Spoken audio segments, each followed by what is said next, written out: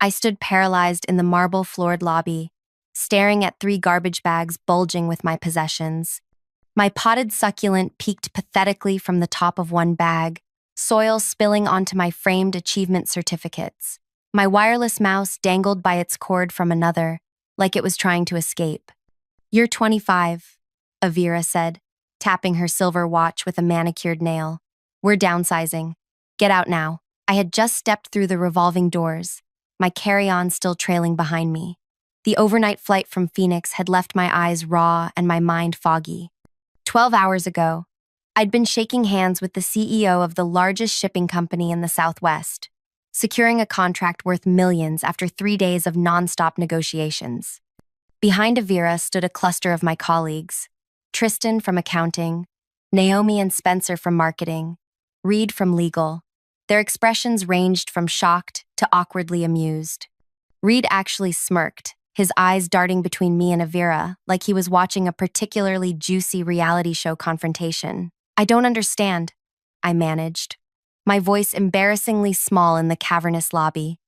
The security guard at the front desk pretended to study his computer screen, but his eyes kept flicking up to watch the scene unfold.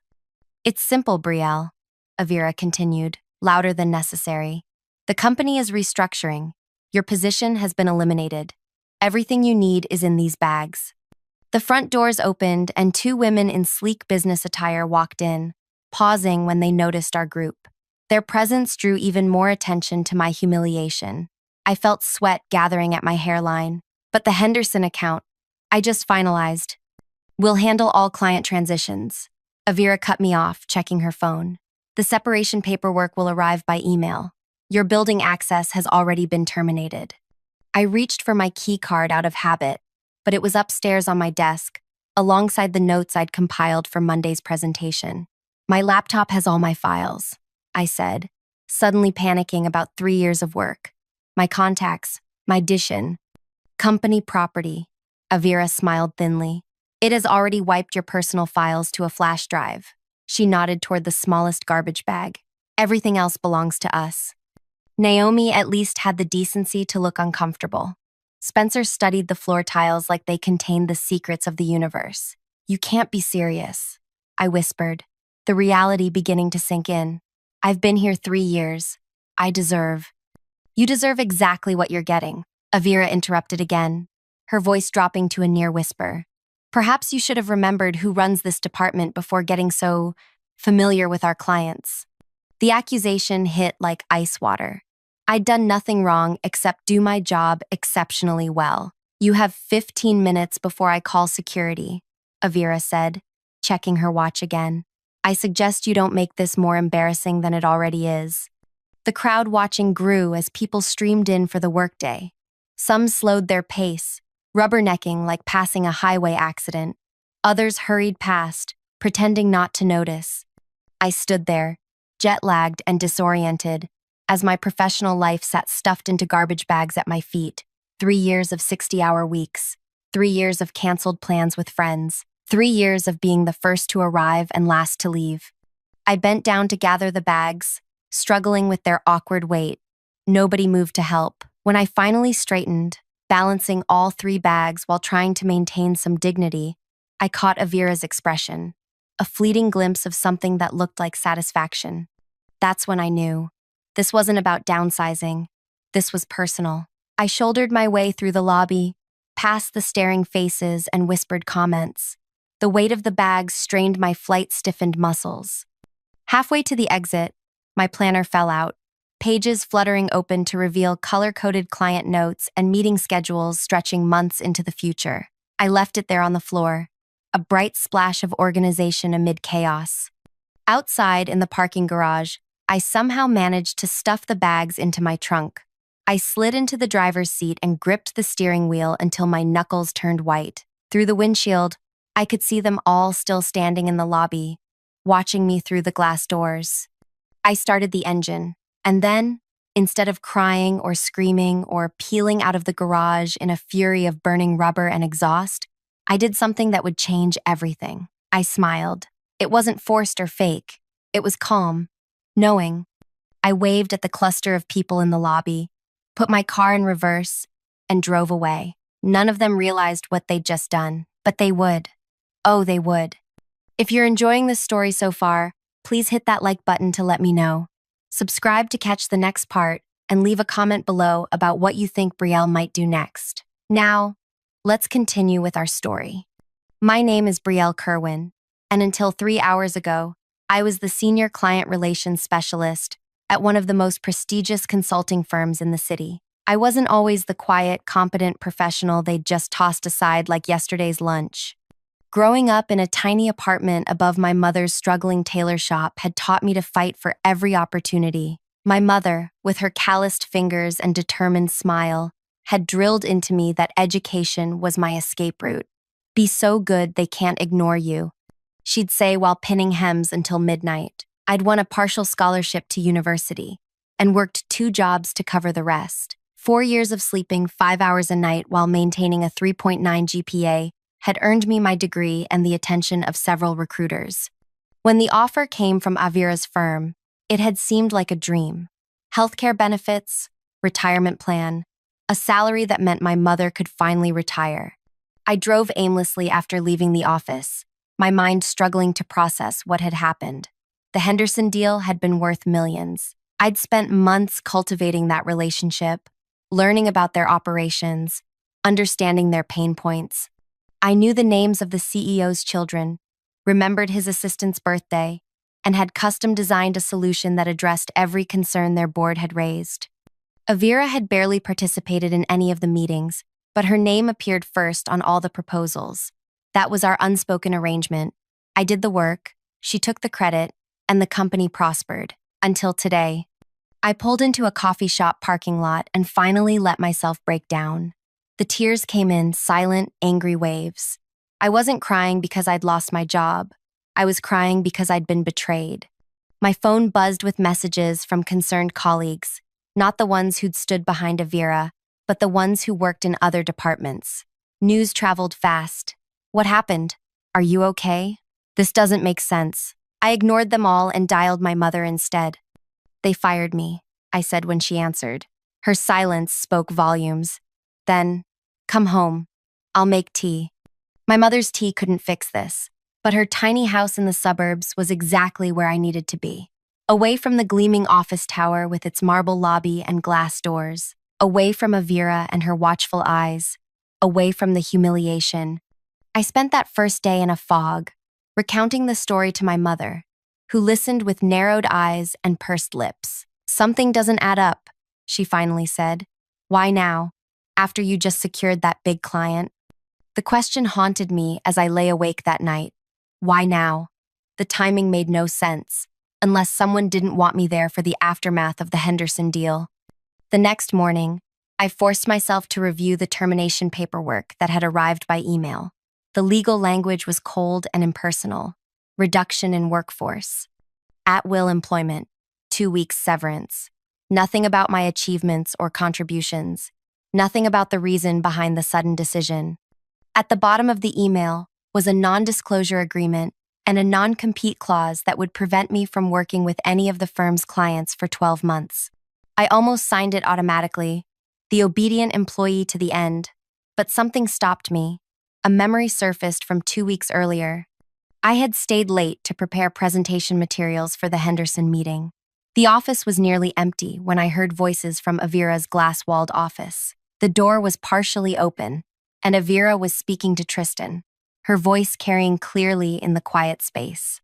Brielle is becoming a problem, she'd said. The clients are asking for her directly now. Henderson specifically requested her for the Phoenix meetings. So, what are you going to do? Tristan had asked. I've already done it, Avira replied. Minka starts next month. Her father and I go way back. She'll take over Brielle's accounts. What about Brielle? She's young. She'll bounce back. Besides, technically we're downsizing her department.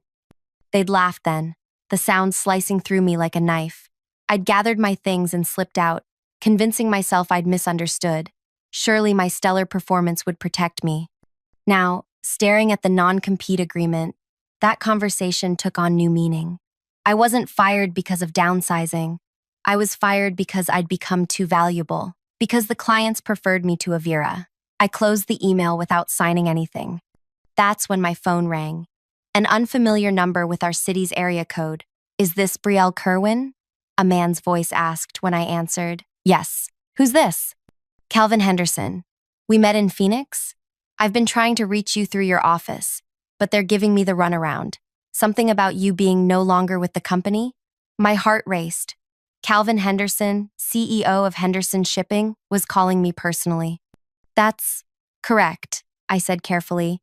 As of yesterday. Well, that's downright strange timing, he replied. Especially since I specifically told your boss I wanted you as our point person moving forward. The pieces clicked into place. Mr. Henderson, Calvin, please. Calvin, what exactly did Avira tell you about my departure? His answer chilled me to the bone. She said you'd accepted another position, that you'd left them high and dry right after the contract signing. He paused, but that didn't sound like the woman who spent 3 days helping us navigate our restructuring. So I decided to call you directly. Avira had lied to a multi-million-dollar client about me. I was terminated yesterday, I said, my voice steadier than I felt, when I returned from Phoenix. The silence on the other end stretched uncomfortably before Calvin spoke again. I see. Well, this certainly changes things. Would you be available for lunch tomorrow? There's something I'd like to discuss with you. As I hung up, a notification appeared, an email from another client, asking if the rumors of my departure were true. Then another message, from a junior colleague I'd mentored, expressing confusion and concern. I set my phone aside and opened my laptop. Instead of job hunting, I found myself creating a new document. At the top, I typed, Client Contact List. From memory, I began recording every client relationship I'd built over 3 years. Names, preferences, pain points, project histories, information that lived in my head, not in the company database. Details no non-compete could take from me.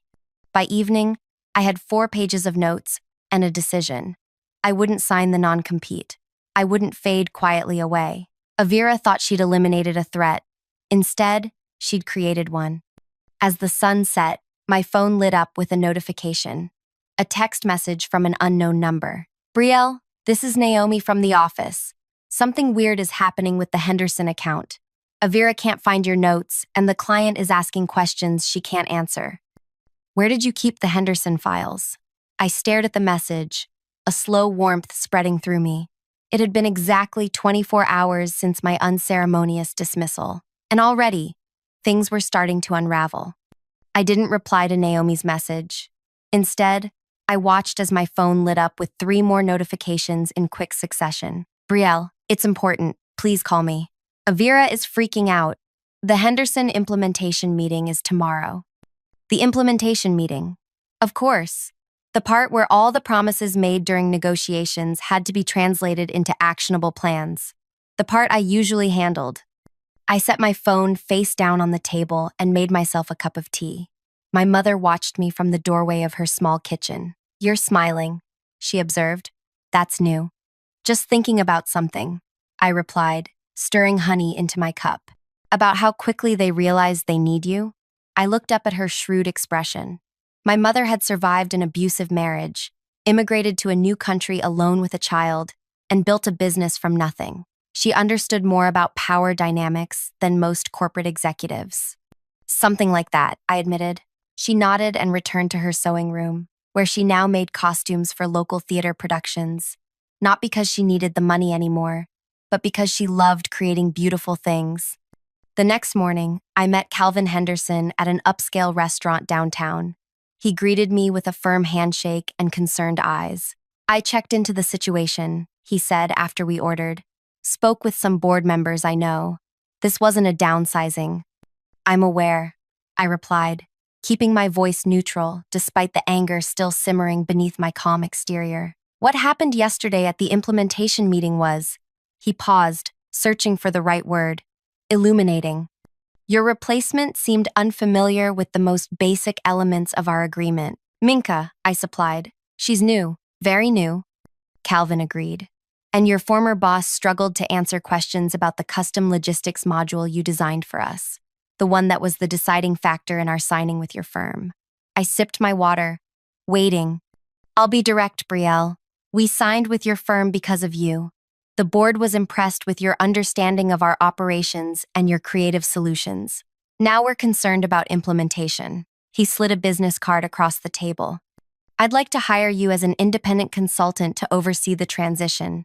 Whatever your former firm was paying you, I'll double it. My heart raced. This was an unexpected turn, a golden opportunity handed to me less than 48 hours after being unceremoniously fired. But something felt off. I appreciate the offer, I said carefully, but I'm concerned about potential conflicts. I haven't signed the non-compete agreement yet, but we've already consulted our legal team, Calvin interrupted. Since you were terminated without cause, and since we approached you rather than the other way around, any non-compete would be difficult to enforce. Besides, he smiled, we're not asking you to take our business elsewhere. We're asking you to ensure we get what we paid for from your former employer. It was elegant. I would still be working on the Henderson account, but now as their representative rather than Avira's. I would be in meetings with my former colleagues, with Avira, monitoring their performance. I'll need to think about it, I said, though my mind was already racing with possibilities. Of course, but don't think too long. We have another implementation meeting scheduled for Friday. As we finished lunch, my phone buzzed with another message from Avira. Where are the Henderson implementation templates? This is urgent. I tucked my phone away without responding and thanked Calvin for lunch. On the drive home, I called Ezra, a lawyer friend from college who specialized in employment law. They can't enforce a non-compete if you haven't signed it, he confirmed after hearing my situation. And terminating you immediately after you landed a major client would make any judge suspicious. Want me to review any paperwork they send? Please, I agreed. And one more thing. If I were to start my own consulting business, what should I know? His advice was thorough and practical. By the time I arrived home, I had a to-do list that included registering a business name, setting up a business bank account, and creating a basic website. 3 days after being fired, I had accomplished all three. I named my consultancy Carowin Solutions and created a simple professional website highlighting my experience in client relations and implementation management. I made no mention of specific clients or projects from my previous employment. That same day, I accepted Calvin Henderson's offer. The first implementation meeting was scheduled for 10 a.m. Friday at my former office building. I dressed carefully that morning, a charcoal gray suit I'd never worn to the office before. Subtle makeup, my hair styled differently than my usual work look. Small changes that added up to a new image. Brielle the independent consultant, not Brielle the subordinate. The security guard did a double take when I approached the front desk. Miss Kerwin, I thought, I'm here for the Henderson implementation meeting, I explained, presenting Calvin's business card. I'm consulting for them now. His eyebrows shot up as he made a quick call, then handed me a visitor badge. 15th floor conference room. The elevator ride gave me time to steady my nerves. When the doors opened on 15, I nearly collided with Reed from legal. Brielle? He sputtered, coffee sloshing in his cup. What are you doing here? Working, I replied simply, walking past him toward the conference room. I arrived 5 minutes early, but Calvin and 2 members of his team were already there, along with Naomi and Spencer from marketing. Their expressions when they saw me ranged from shock, Spencer, to cautious relief, Naomi. Brielle will be overseeing the implementation from our side, Calvin announced, as if it were the most natural thing in the world. Naomi's eyes widened. Spencer studied his tablet intently. At precisely 10 a.m., Avira strode into the room, followed by Tristan and a young woman I assumed was Minka. Avira stopped dead when she saw me, her professional smile freezing in place. What is the meaning of this? She asked, her voice low but sharp. Ms. Kerwin is representing Henderson Shipping's interests during implementation. Calvin explained smoothly. Given her intimate knowledge of the project, we felt it was a prudent addition to ensure quality control. Avira's face cycled through several expressions before settling on a tight smile. How resourceful of you, Calvin. The meeting proceeded with excruciating awkwardness. Minka clearly had no understanding of the complex logistics module I'd designed. Avira kept interrupting to clarify points that only confused matters further. Tristan repeatedly checked his phone, as if hoping for rescue. Through it all, I remained professionally detached, asking pointed questions when necessary and taking careful notes. I didn't need to be vindictive or petty. The situation was doing all the work for me. After 2 painful hours, Calvin called for a break. As people filed out for coffee, Avira cornered me by the window. "Clever move," she hissed. "But if you think this little stunt will work—" "This isn't a stunt," I interrupted calmly. "This is business. Henderson hired me to protect their investment. I'm simply doing my job. You're trying to sabotage me." "No, Avira. You did that yourself. When you fired the only person who fully understood this project." Her eyes narrowed. "I've built this department from nothing. Do you really think one client can take me down?" "I don't want to take you down," I replied truthfully. "I just want to ensure Henderson gets what they paid for." It wasn't entirely a lie. I didn't want to destroy Avira or the company. I just wanted justice, and perhaps a little recognition of my worth. As the meeting reconvened, I noticed Naomi watching me with newfound respect. Even Spencer seemed impressed by my composure. By the end of the day, we had a revised implementation schedule that would require twice-weekly meetings, all of which I would attend as Henderson's representative. "Well handled," Calvin said as we left the building together. "Though I admit, the entertainment value alone was worth your fee."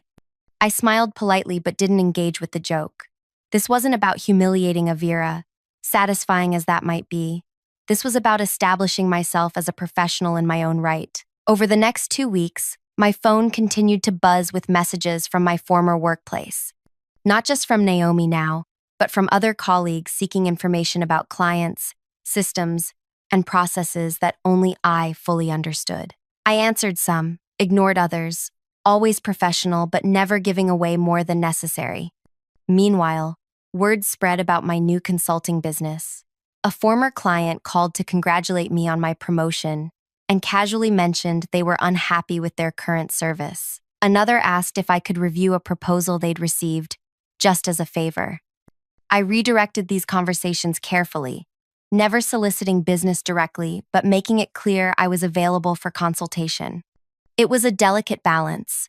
I didn't want to appear vindictive or predatory, but I also knew my value now in a way I hadn't before. 3 weeks after my firing, I received an unexpected visitor at my mother's house. Spencer from marketing stood awkwardly on the porch, clutching a manila envelope. "Sorry to just show up," he said when I opened the door. But I didn't want this going through official channels. Inside the envelope was an internal memo about the Henderson account, marked confidential. It detailed mounting concerns about implementation delays and client dissatisfaction. "Why are you showing me this?" I asked. Spencer shifted uncomfortably. "Because it's a mess, Brielle. Minka quit yesterday, just walked out in tears after Avira berated her in front of everyone. The client is threatening to cancel, and—" He hesitated. "Avira's blaming you." "Me? I'm doing exactly what Henderson hired me to do. She's saying you're deliberately withholding information, that you're sabotaging the implementation to make her look bad." I handed the envelope back to him. "I'm not withholding anything, Spencer. I'm helping Henderson navigate a system I designed. If Avira can't fulfill the contract without me, that's not my problem." He nodded slowly. "For what it's worth, I think what happened to you was wrong. A lot of us do." After he left, I sat on the porch swing, processing this new information. Avira was growing desperate. Good. But her accusations stung. I had been professional at every meeting, helpful when directly asked. I wasn't sabotaging anything, was I? The thought nagged at me as I prepared for the next implementation meeting. Was I unconsciously making things more difficult? Was I enjoying their struggles too much? I arrived at the office building the next morning with these questions still churning in my mind. But what I found in the conference room pushed all doubts aside. Avira sat at the head of the table, a triumphant gleam in her eye. Beside her was a stranger in an expensive suit. Calvin and his team were already seated, looking uncomfortable. "Ah, Brielle," Avira said with false warmth. "So glad you could join us. This is Dominic from our legal department. He has some concerns about your involvement with this client. Dominic slid a document across the table. We believe you're in violation of your non-compete agreement, Ms. Kerwin. I never signed a non-compete, I replied evenly. It was included in your original employment contract, Dominic countered. Page 17, paragraph 3. He was right. I remembered now. A clause buried in the fine print of my hiring paperwork 3 years ago. A standard boilerplate I'd barely noticed at the time. Calvin frowned. This seems unnecessarily adversarial. Ms. Kerwin is providing an essential service to ensure the successful implementation of the system she designed. Nevertheless, Dominic continued, we must insist that she cease all involvement with Henderson Shipping immediately, or will be forced to pursue legal action. The room fell silent. All eyes turned to me, waiting for my response. I could feel the trap closing around me. If I fought this, I'd be entangled in expensive legal proceedings. If I backed down, I'd lose my only client and my newfound confidence along with it. I glanced at Calvin, who gave me a slight nod of reassurance. Then I looked directly at Avira, whose smile hadn't quite reached her eyes. I understand your position, I said carefully, and I'd be happy to comply with any valid legal obligations. Avira's smile widened. However, I continued, before we proceed, I think we should address the other legal matter at hand. What other matter? Dominic asked, frowning. I opened my laptop and turned it to face the room. On the screen was an email, one I'd recovered from my personal archives the night before. This is an email from Avira to me, dated last year, explicitly authorizing me to develop custom solutions for clients under my own supervision. It effectively creates an exception to the standard non-compete for work I personally developed. Avira's face drained of color. That's taken out of context. The context is quite clear. I continued, scrolling to show a series of similar communications. As is the pattern of authorization for independent work, my lawyer believes this constitutes a modification of my employment terms. It was a bluff. I hadn't actually consulted a lawyer about these specific emails, but the documents were real, saved because I'd been proud of the autonomy Avira had granted me, autonomy that, ironically, had led to my current situation. Dominic reached for the laptop, scanning the emails with growing concern. I'll need to review these more thoroughly. Of course, I agreed. In the meantime, perhaps we should focus on ensuring Henderson's implementation proceeds smoothly? Unless you'd prefer to explain to them why their project is being delayed by internal disputes? Calvin cleared his throat. Speaking as the client, we would indeed prefer to continue with Ms. Kerwin's involvement. Any other outcome would force us to reconsider our relationship with your firm entirely. The threat hung in the air like a storm cloud. Avira's carefully constructed trap had backfired spectacularly. After a tense silence, Dominic gathered his papers. We'll continue this discussion at a later date. For now, the meeting can proceed as planned. As he and Avira whispered heatedly in the corner, I caught Calvin watching me with newfound respect. I'd stood my ground. I'd outsmarted them at their own game. But this wasn't victory. Not yet. It was merely the first real battle in what was becoming a war of attrition. And I was just getting started. The stalemate with Avira continued for the next 2 weeks. I attended every Henderson implementation meeting, providing guidance while carefully maintaining my professional distance. Dominic from legal watched me like a hawk, but never followed through on his threats of legal action. The emails I'd produced had created enough uncertainty to keep them at bay. See, for now. Behind the scenes, however, things were shifting rapidly. My phone buzzed constantly with messages from former colleagues seeking advice or clarification on projects I'd managed. I answered when I could, always polite but increasingly brief. My priority was establishing my own business, not solving their problems for free. Calvin Henderson proved to be more than just a client. He became an advocate. He mentioned my services to other business owners in his network, describing me as the problem solver who saved our implementation. 3 weeks after starting my consultancy, I signed my second client. A week later, a third. Meanwhile, the situation at my former workplace deteriorated. Spencer, who had become an unexpected ally, kept me informed through occasional texts. Second implementation meeting disaster. Client threatening to pull out. Avira presented your logistics model as her own. couldn't answer basic questions about how it works. 3 people quit marketing department yesterday. I took no pleasure in their struggles. Well, perhaps a small amount where Avira was concerned, but I remained focused on building something new rather than watching something old crumble. 6 weeks after my firing, I signed the lease on a small office space downtown. It wasn't much, Terry. Just 2 rooms with large windows and enough space for a desk, meeting table, and small kitchenette. But it was mine. No glass walls for others to peer through. No politics. No Avira. My mother helped me move in, arranging my sparse furniture with the same care she once arranged fabric in her tailor shop. "You need plants," she declared, surveying the empty corners. "Life needs growing things." The next day, she arrived with 3 potted plants, hardy, low-maintenance varieties that could survive my irregular attention. One was a cutting from the succulent that had been unceremoniously dumped into a garbage bag on the day of my firing.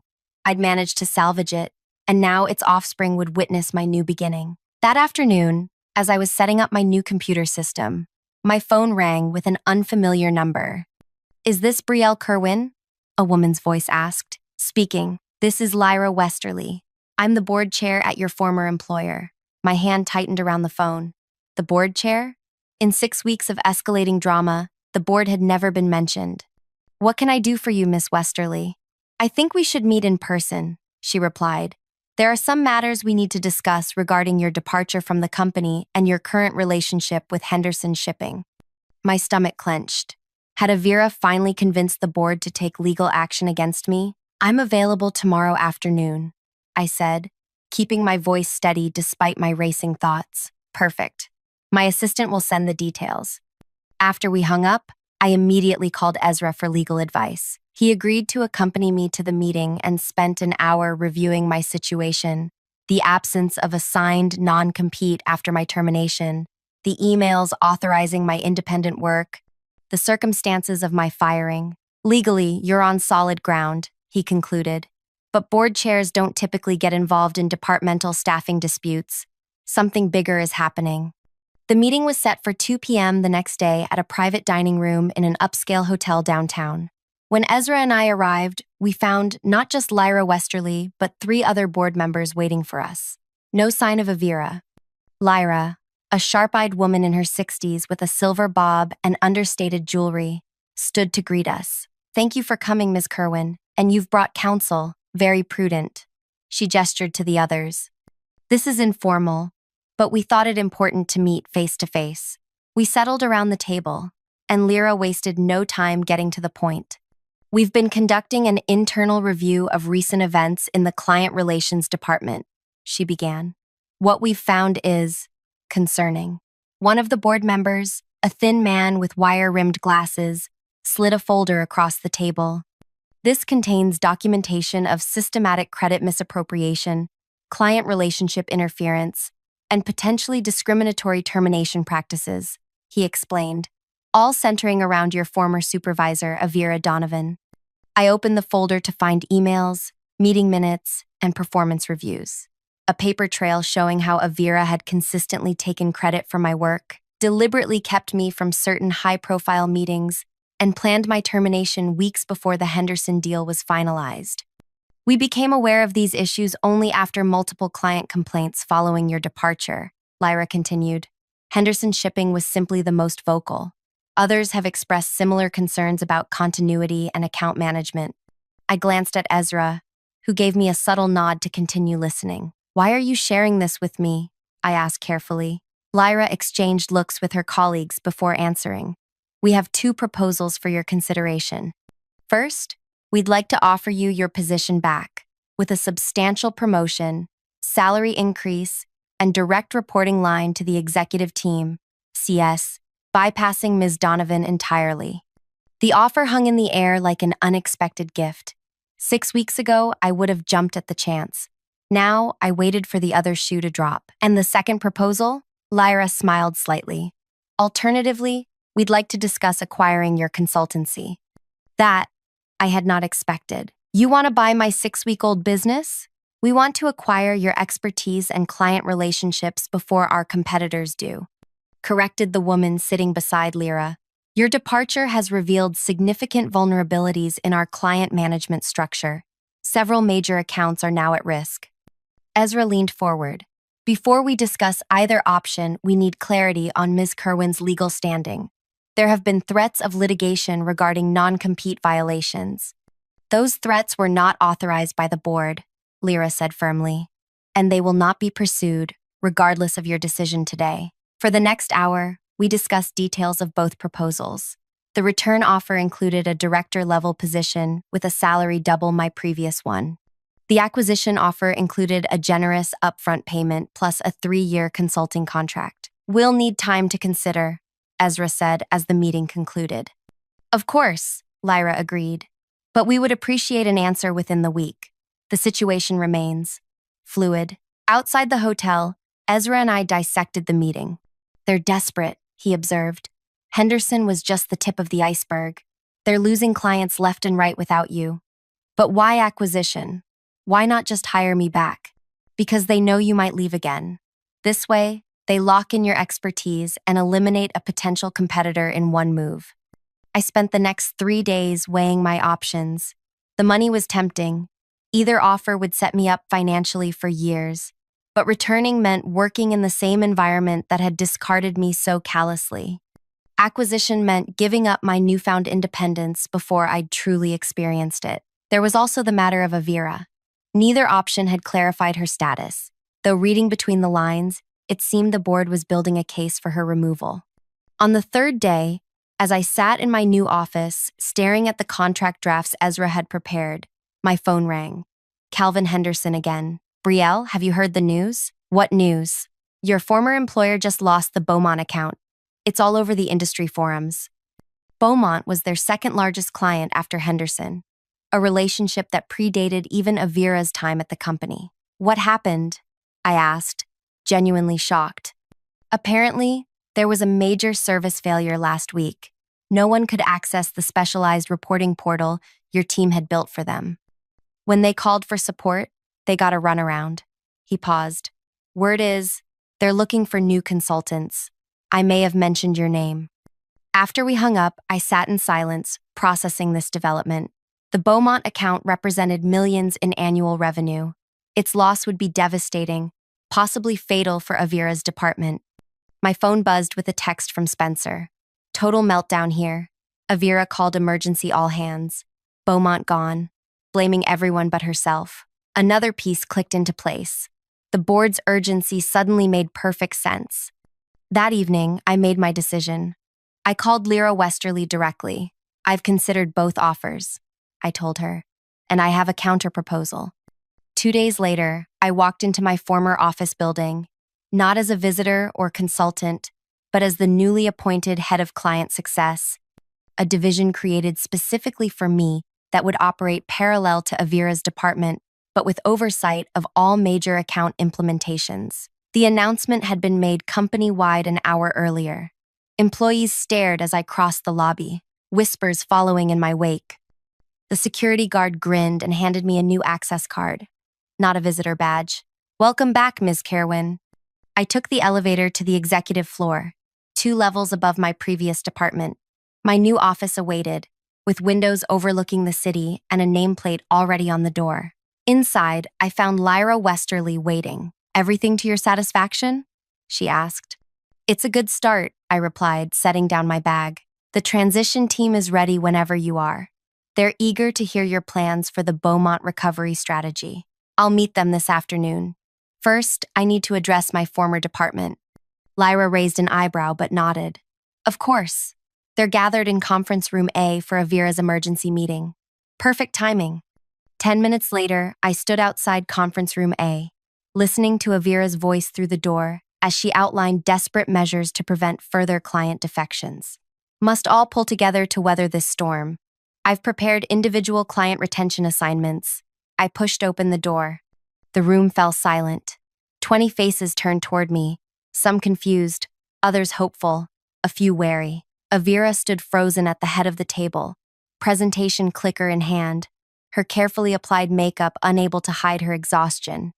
Brielle, she managed, recovering quickly. I heard about your new position. Congratulations. We were just discussing emergency measures for Fayan. I know what you were discussing. I interrupted calmly, moving to stand at the opposite end of the table.